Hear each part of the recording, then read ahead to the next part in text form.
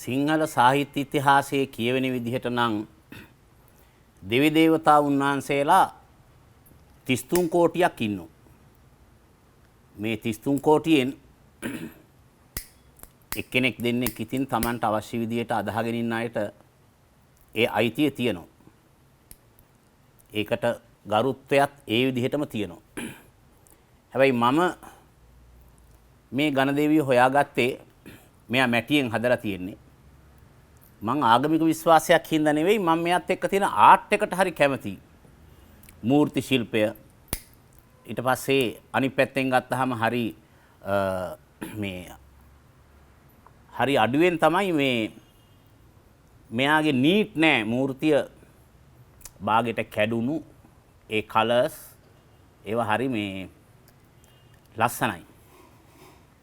ඊට පස්සේ උදේකට එහෙම බජන් ටිකක් දාගෙන හඳුන් කූරක් පත්තු කරගෙන ඒ සුවඳ එයත් එක්ක තියෙන කලර්ස් එයත් එක්ක තියෙන භාෂාව ඒ ගොඩාක් ඉන්දියන් අය මට කියලා තියෙනවා සමහර වෙලාවට එයත් එක්ක යාළු වුණාම එයත් එක්ක කතා කර ඉන්න පුළුවන් කියලා.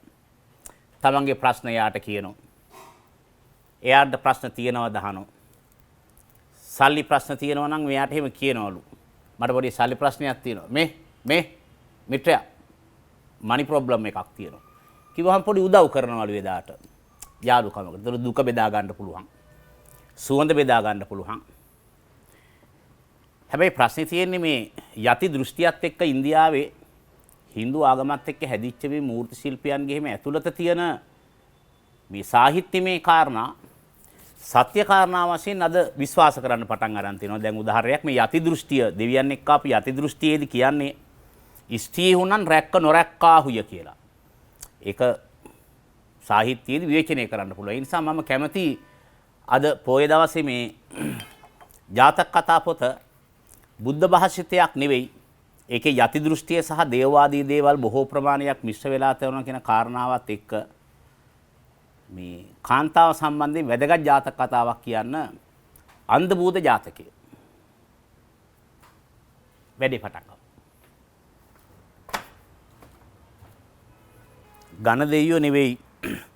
Tamanගේ ගෙවල් ගාව පිළිකන්න පැත්තේ ඉඩක් තියෙනවා නම් එහෙම කබර ගොයෙක් නැට්ටෙන් උස්සලා වුව පුච්චලා උගේ ඕජස් වැක්කිරන විදිහ බලබලා භාවනා කරන එක ආගමක් නම් ඒ අයිතියත් මම පිළිගන්න ලෑස්ති. ඒ නිසා මේ 33 කෝටියක් ඉන්න දෙවි දේවතාවුන්ගේ ආගම වෙනුවට මම නම් වැඩිපුරම ආශ්‍රය කරන්නේ ඒගොල්ලොත් එක්ක තියෙන ආර්ට් එක. ඒගොල්ලන්ගේ කලර්ස්, ඒගොල්ලන්ගෙන් හැදෙන භජන, ගීත මේ වගේ දේවල්. ප්‍රශ්නේ තියෙන්නේ 550 ජාතක පොත තමයි සිංහලයා වැඩිපුරම කියවලා තියෙන පොත මං හිතන ඉතිහාසයේ.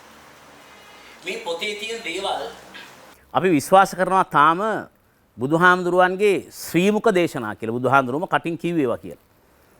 මට 550 ජාතක පොත ආගමික ග්‍රන්ථයකට වඩා සාහිත්‍ය ග්‍රන්ථයක්. මොකද මම මේක ඉගෙනගෙන තියෙන්නේ බණ කතා සාහිත්‍ය යටතේ.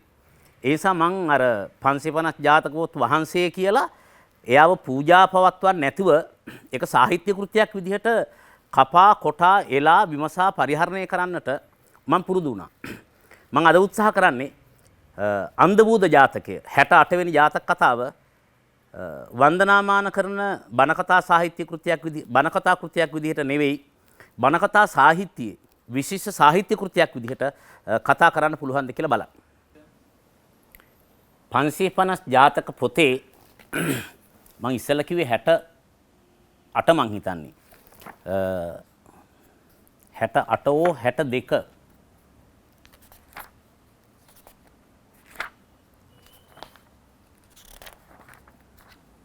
62 සම වෙන්න. මේ 62 වෙනි ජාතක කතාව තමයි අන්ධ භූත ජාතකය. දැන් ඔය හැම ජාතක කතාවක්ම කියද්දි වෙන්නේ මේ බුදුහාමුදුරන්ගේ කාලේ බුද්ධ කාලේ දෙවුරම් විහෙරේ හරි එහෙම නැත්නම් කිඹුල්වත් නුවර හරි වාරාණාසිය හරි කොහේ හරි තැනක මේ භික්ෂුන් වහන්සේලාත් එක්ක ඉද්දී බොහෝ වෙලාවට භික්ෂුවකගේ ප්‍රශ්නයක් තමන් එක්ක හිටපු සමකාලීන ශාසනයේ භික්ෂුවකගේ ප්‍රශ්නයක් අරගෙන තමයි මේ බුදුහාමුදුරුවෝ බණ කිව්වේ.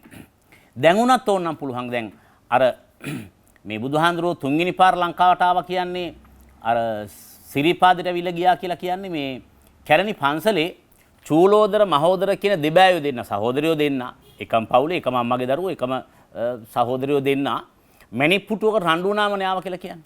ඒ කියන්නේ ආසනයකට රණ්ඩු වුණාම තමයි ඒක බේරන්න බුදුහාඳුරලා බණ කියලා තියෙන්නේ.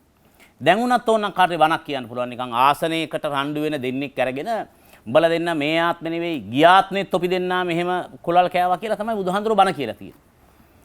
දැන් මේ අන්ධබෝධ ජාතකෙත් ඒ වගේ මේ තරුණ භික්ෂුවක් පොතේ කියනවා මේ සැබෑද මහනතෝ උකටලී වූයේ බුදුහාඳුර අහනවා මේ උඹ උකටලී වෙලාද? දැන් මේ පැරණි සාහිත්‍යයේ තියෙන මේ වචන ගත්තාම දැන් ඔන්න මෙතනින් එහාට කොල්ලෙක් ජාතක කතාවත කියවන්නේ නැහැ. පොඩි එකෙක් කෙල්ලෙක් කොල්ලෙක් කියවන්නේ නැහැ. මොකද දන්නවද? උකටලී කියන එක තේරෙන්නේ නැහැ. මොන මේ ගැජමැටික් එක වෙලා දන්නේ නැහැ නිකන් උකටලී වෙලා.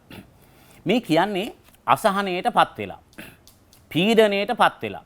ස්ට්‍රෙස් වෙලා තරුණ භික්ෂුව කුරුලෑ ගලවනවා, හොටු හූරනවා, සෙම පෙරනවා, මූණ රතු වෙලා කතා කරන්නේ, දත් මදින්නේ, මූණ හොදන්නේ, නාන්නේ, ડિප්‍රෙෂන්.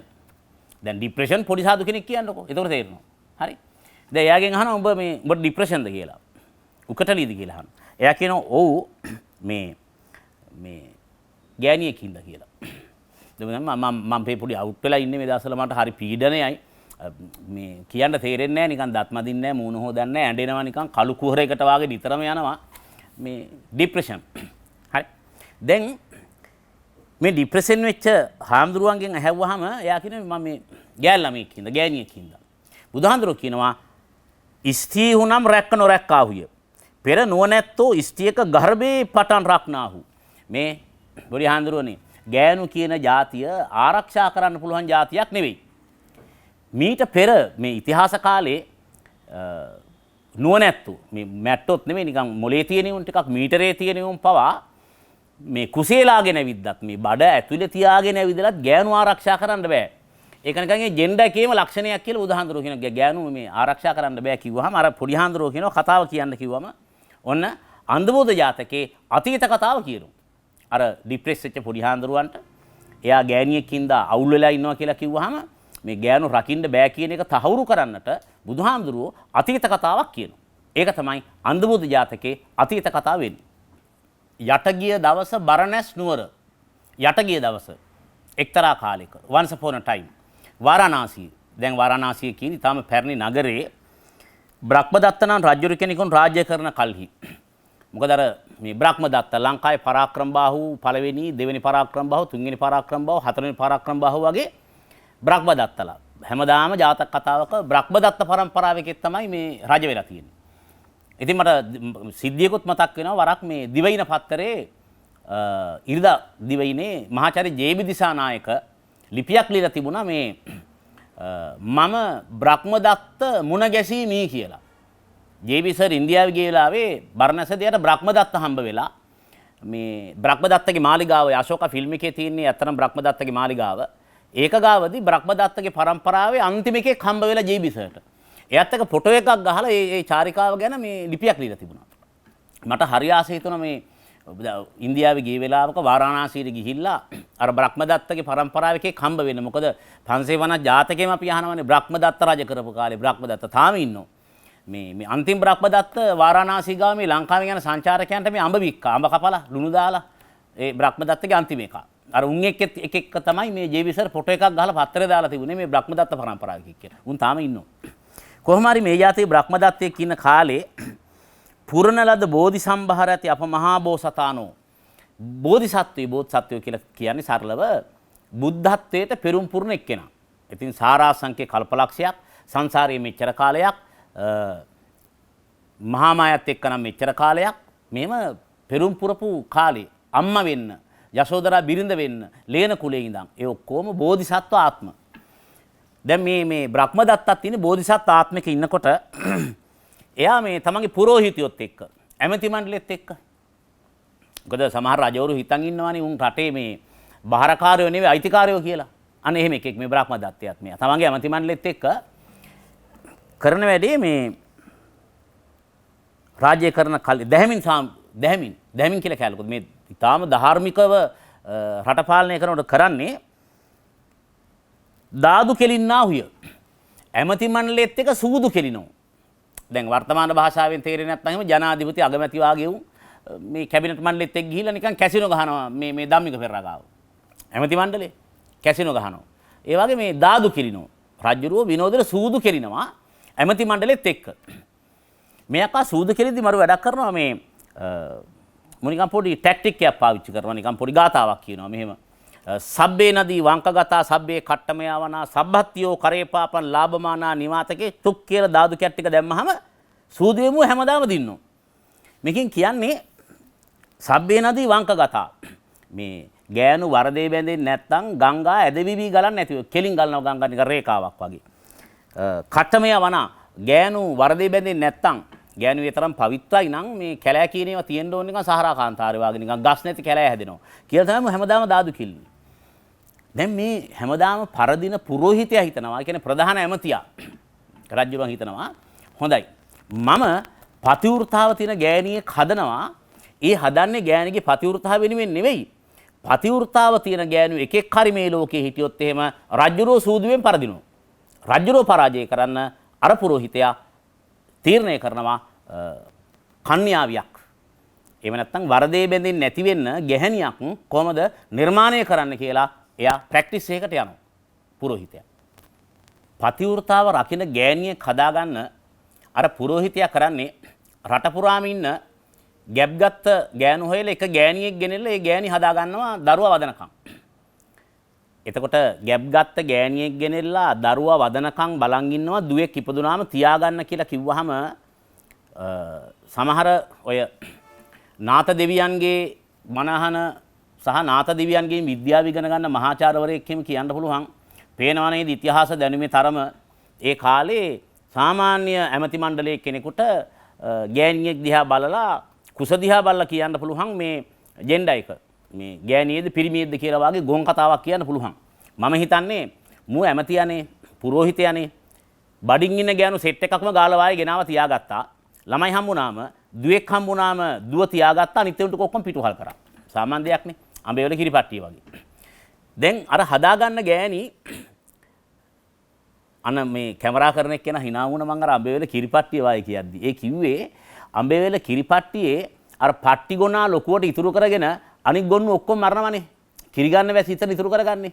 ওই පට්ටි ක්‍රමයේ සාමාන්‍යයෙන් මේ රජ ගෙවල් වල රජ පාලනයේ ඉතිහාසයේ බුද්ධ කතාවලක් තියෙනවා. පට්ටි ක්‍රමයේ කියන්නේ ගෝත්‍රික ක්‍රමයක්. ඒක වෙනස් වෙලා නැහැ. හරි. කියන්නේ පවර් ඇන්ඩ් සෙක්ස් වැඩ කරපු විදිහ. කොහොම හරි අර ගෑණි මේ දරුවා හම්බුනාම පිටුවහ කරාම අර පොඩි ගෑනු ළමයා හදා ගන්නවා. හදාගෙන පොතේ අඩු ගානේ නැහැ මේ වැඩි වියටපත් වූ විට කියලාවත් නැහැ ජාතක පොතේ. දැන් අඩු ගානේ මුස්ලිම් ආගමේ නම් ඒ නීතියද කොහෙද අවුරුදු 13 14 බැන්දත් වැඩි වියටපත් වෙන්න ඕනි කියලාවත් අඩු ගානේ පොඩි සදාචාර කැලලක් තියෙනවනේ. ඒකවත් නැහැ. ඒකවත් නැතුව මේ ගෑනු ළමයා බිරිඳ කරගන්නවා. බිරිඳ කරගත්තාම දැන් සූදු කෙලින්න ගියාම රජ්ජුරුව හැමදාම අර ගාතාවක් කියනවන් නිකන් සබ්බේ නදී වංකගතා සබ්බේ කට්ටම යවනා සබ්බත්තියෝ කරේපාපන් ලාභමානා නිවාතකේ කියලා දාදු කියලා දාන්නේ. දාද්දිම ඌ කියනවා මේ රජතුමනි මගේ ගෑණි අර කියන්න. මගේ ගෑණි ඔය જાති නෙවෙයි. දැන් මගේ ගෑණි අර කියන්න කියලා කිව්ව ගමන්ම රජ්ජුරුවන්ට අහු වෙනවා අම්මට උඩු. ඇමතිය ගාව ඉන්නවා ගෑණියෙක් ඒ ගෑණි පතිවෘතාව තියෙනවා. දෙන්නම් වැඩේ කියලා. රාජ්‍ය පාලනය කරනකොට සූදු කෙල ඇමතුරුත් එක්ක රට පාලනය කරන්න ඒ කාලේ අන්න එහෙමයි. දැන් බලන්න පුළුවන් ඊට පස්සේ මේ රජුරුවෝ අර පතිවෘතාව රකින්න ගෑනට මොකද්ද කරන්න කියලා. දැන් රජුරුවෝ කල්පනා කරනවා අර මහා ඇමතියාගේ පුරোহিතයයි ගෙදර ඉන්නවා ගෑණියෙක්. එයා සුද්ධ වස්තුවක්. එයාව ස්පර්ශ කරලා නැහැ පිරිමියෙක්. මේ බමුණ හැර වෙන පිරිමියෙක් දැකලා නැහැ. මේ ගෑණිගේ පතිවෘතාව කඩන්න ඕනි කියලා. දැන් මේ වාගේ පොඩි ඔය මේ පොඩි හියුමන් ගේම් එකක් වාගේ පේනේවා රජුරෝ සාමාන්‍යයෙන් ඒ කාලෙත් මේ නිල හමුදාව පාවිච්චි කරන්නේ නැහැ. මොකද නිල හමුදාවලව මේව කරවන්නේ නැහැ. පොතේ තියෙනවා මේ දූර්තය කැඳෙව්වා කියලා. දැන් ඔන්න ආයෙත් අර උකටලී කිව්වහම ජාතක පොත කියවන එක නවත්තනවා වගේ දූර්තයා කිව්වහම නවත්තනවා. මොකද මොකක්ද දන්නේ නැහැ. දූර්තයා කියන්නේ රජුරුවන්ගේ නිල හමුදාවෙන් පිට ඉන්න අය කැඳෙව්වේ. වර්තමානයේ තේරෙන්නේ නැත්නම් නිකන් පාතාලයට එන්න කිව්වා. රටේ පාලකව පාතාලයට එන්න කිව්වා නිකන් සොත්තිපාලි එන්න, කඩුවෙල වසන්ත එන්න, බැද්දගාන සංජීව එන්න, මොට්ටු සමන් එන්න, ටැංකිය ළඟ බබා එන්න, චූටි පුතා එන්න, උකුම් පුතා එන්න, වම්බට්ට එන්න, ලුණු මිරිසයි එන්න කියලා මෙහෙම කට්ටිය කැඳෙව්වා දූර්තියෝ ටික. උන්ට වැඩේ බාර දුන්නා. දූර්තයන්ට කිව්වා මෙහෙමයි. මේ අපේ අර මහාමැතියා ඉන්නේ. උගේ ගෙදර ගෑණියෙක් ඉන්නවා. මේ ගෑන්ට ප්‍රතිවෘතාව තියනවලු. ගිහිල්ලා මේක බිඳලා එන්න ඕනි. ඒ වෙනුවෙන් කෑම, බීම, යාන, වාහන රජුරෝ දෙනවා. මුන් ගිහිල්ලා ගේ වටේ අර මල් විකුණන ගෑනු යාළු කරගෙන එක දූර්තියේ අර මල් කරත්තයක් ඇතුළු රිංගලා අන්න අර බමුණගේ ගෙදෙට්ට යනවා. ගිහිල්ලා අර ගෑණිගේ ප්‍රතිවෘතාව බිඳිනවා. දැන් උන් දෙන ප්‍රේමතුන් බවට පත් වෙනවා. මේ ප්‍රේම සම්බන්ධේ කොච්චර දුරදිග්ගයද කියනවා නම් එහෙම මේ දූර්තයත් එක්ක පාතාලයකත් එක්ක තියෙන මේ ප්‍රේම ගණදෙනුව, ලිංගික ගණදෙනුව, ලෛංගික ගණදෙනුව නැත්තම් හොර පොට්ටයකට පයින් එක මොකක් හරි එක පවත්වන්න යනකොට මේ උන් දෙන්න පොඩි ඇක්ටිවිටීස් කරනවා නිකන් ආතල් එකට. දවසක් අර දූර්තයා කියනවා පාතාලිකා කියනවා මේ මට ආසයිනේ මේ උඹ අර නාර අර බමුණට මේ දෙකක් අනින්න. කිව්වහම කියනවා අපි අද මෙහෙම කරමු. ඔය ඇඳ යට ඉන්න. අවම අනිමු කියලා. දැන් අර පාතාලිකාව ඇඳ යට දාලා කර්ටන් එකෙන් වහලා බමුණ ඇවිල්ලා ඇඳේ වාඩුනාම අර බිරිඳ කියනවා මේ මට හරි ආසයි අනිය ඔයාගේ මේ ඔළුවට එකක් ගහන්න. බමුණට හිතනවා මේ තමන් කෙරේ තියෙන මේ ආකර්ෂණය කියලා හිතාගෙන පැහැරපිය කියනවා. ගහන්න කියනවා. ගහපිය කියනවා. කාන්තාව කියනවා දැන් ඒවට ජාතක පොතේ කියන 64 මායම් දානවා කියලා කියන්නේ. කාන්තාව කියනවා මේ අනිත් පැත්තට මේ මට ඔයා බලන් ඉද්දි ටොක්ක්ක් අයින් ලැජ්ජයි කියලා. ඊට පස්සේ කියනවා රෙදි කඩකින් බැඳලා. ටොක් වයින්ට කිව්වම බමුණගේ ඇස් දෙක රෙදි කඩකින් වහලා ඊට පස්සේ ඇඳ යටින් දූර්තයට කියනවා ඇවිල්ලා දැන් අනපන් කියලා.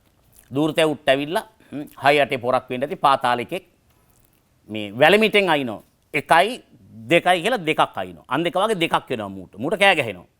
ඊට පස්සේ දූර්තයා ඇඳ යට යනවා බමුණ රෙදි කඩින් කරලා කියනවා අත දෙන්න ඔයාගේ බලන්න. දැන් අත දෙනවා. ඔයාගේ අත නම් හරි සිනිදුයි. පහර සැරය. මේ පාර සැරයි කියලා. ඊට පස්සේ ඉතින් අර කාන්තාව මේ හිස අත ගාලා සනසනවා සැමියාව. සැමියා ගෙදරින් ගියාම දූර්තයා ගෙන්න ගන්නවා. දූර්තයා ගෙදරින් ගියාම සැමියා ගෙදෙට්ට එනවා. ගන්දනෝ යනවා. දැන් යනවා මේ ඇමතියා සූදු කෙලින්ද. කියලා කියනවා අර සබ්බේ නදීවන් කතාවල ගාතාව කියලා මේ අර කැසිනෝ එකේ වාගේ දාපු ගමන් මෙහෙම කියනවා මගේ ගෑන් නැතුව කව රජුරෝ කියනවා උඹේ ගෑණි පතිවෘතා බිඳලා තියෙන්නේ උඹට ටොකුත් දැන්නනේ මතකද ඒ ටොකු යන්නේ අර හොර මිනිහා ගෙඩික් ගැහුණානේ ගෑන් කියලා අර බමුණව හාස්‍යයට ලක් කරලා කියනවා කාන්තාවෝ නම් කුසේලාගෙන ඇවිද්දත් රැක්ක නොරැක්කාහුය කියලා. කියනවා මේ ලෝකයේ එක පුරුෂයෙකු පතා පතිවෘතා ධර්මයේ ආරක්ෂා කරන්නා ස්ත්‍රියක් නැත. තාගේ මානවිකාව නටනු කැමැත්තෙමේ කියා වීණා ගායනා කරන්නා වූ තාගේ මුහුණ වස්ත්‍රයකින් වසා බැඳ තබා චෞර පුරුෂයා ලවා හොර මිනිහා. චෞර රැජින වගේ චෞර පුරුෂයා ලවා. තාගේ හිස වැලමිටින් ඇන්නාහුය. දැන් දූ කිලිමින් හිද මාගේ ස්ත්‍රිය තබා දූත ගීතිකාව කරව. දෙකිනවා දැන් ඇවිල්ලි වැටලා මගේ ගෑණි අර කියවන්නේ අනේ පළයන් යන්න කියලා ගහපු ගමන් එතන දැන් ආපහු රජුරුව සූදුවෙන් දෙනවා. මේ කතාව කියලා කියන්නේ කාටද දැන් බුදුන් වහන්සේ අර ડિප්‍රෙස් වෙච්ච හාමුදුරුවන්ට කියනවා මේ කතාව ඇහැව්වහම ඒ ડિප්‍රෙස් වෙච්ච හාමුදුරුවෝ සෝවාන් වුණාලු. ඊට පස්සේ කියනවා මෙන්න මෙහෙම චතුරාර්ය සත්‍ය ප්‍රකාශ කොට වදාළසේක. චතුස්සත්‍ය ධර්මදේශනාව කෙලවර උකටලි වූ භික්ෂුන් වහන්සේ සෝවාන් පිළේ පීටිසේක. සෝවාන් සකෘදාගාමි අනාගාමි මේ ක්ලාස් වල පළවෙනි ක්ලාස් එකේ පාස් වෙනවා යා. පූර්වාපර සංදි ගලපා පූර්වාත්මේ මේ ආත්මේ චරිත ගලපලා කියනවා. එසමෙහි බර්ණස් රජුරෝ නම් තිලෝගුරු සම්්‍යා සම්බුදු මම්ම වෙම්ම. ඒ කාලේ අර බ්‍රහ්මදත්ත රජුරෝ මේ සම්මා සම්බුදු මම. දැන් ඇයි ප්‍රශ්න කරන්නේ නැත්තේ? බෝධිසත්වයෝ එහෙමද පෙරම් පුරන්නේ? රාජ්‍ය භාණ්ඩාගාර සල්ලි වලින් දාදු කෙලිනවා. සූදු කෙලින්නේ ඇමති මණ්ඩලයත් එක්ක. කොහෙවත් රටේ ගෑණියෙකුට පතිවෘතාව රකින්න දෙන්නේ නැහැ. පාතාලේ සම්මන්තා පවත්වනවා. එහෙව් රජුරෝ කියනවා මේ තිලෝගුරු සම්්‍යක් සම්බුදු ඒ තමයි බුදුනේ මං. දැන් තරකයක් එනවනේ එහෙමනම් ඉතින් ඊළඟ ආත්මෙ බුදු වෙන්න ඕනි කවුරු හරි සොත්විපාලි වාගේ එක්කෙනෙක් තමයි බුදු වෙන්න ඕනි වා එකක්. මොකද පාතාලේ එක්කෙනෙක් කියලා. දැන් මෙහෙම මේ ජාතක කතා සාහිත්‍යයෙන් ක්‍රිටික් කරාම කපලා කොටලා හැදෑරුවාම ප්‍රශ්නයක් එනවා. ජාතක කතා බුද්ධ භාෂිත කියලා විශ්වාස කරන අය ලොකු කේන්තියකට යනවා. මූ බුදුහාඳුරන්ගේ ධර්මයේ විකෘති කරනවා කියලා. උත්තරය තමයි මේ 550 ජාතකය බුද්ධ භාෂිත නෙවෙයි. මේකේ තියෙන මේ ජාතක කතා 550ම මේ ಭಾರತೀಯ ජනතාව කාලාන්තරයක් තිස්සේ ගැට ගහගත්ත ජන කතා ටික මේ තියෙන්නේ. එහෙම නැත්නම් මේ කාලාන්තරයක් තිස්සේ ಭಾರತೀಯ ජනතාව ඒකරාශී කළ දැනුම් සම්භාරය තමයි මේ තියෙන්නේ. දැන් ඒවා බුදුබණ කියලා කියනකොට ප්‍රශ්නයක් තියෙනවා. ජාතක කතා පොත විශේෂ කරගෙන ප්‍රස්තුත කරගෙන 3 මාසේ දාන එකට 7 දවසේ දාන එකට පොයකට බණ කියද්දිත් ප්‍රවේශම් වෙන්න ඕනි. ඒ බණ අහද්දිත් ප්‍රවේශම් වෙන්න ඕනි.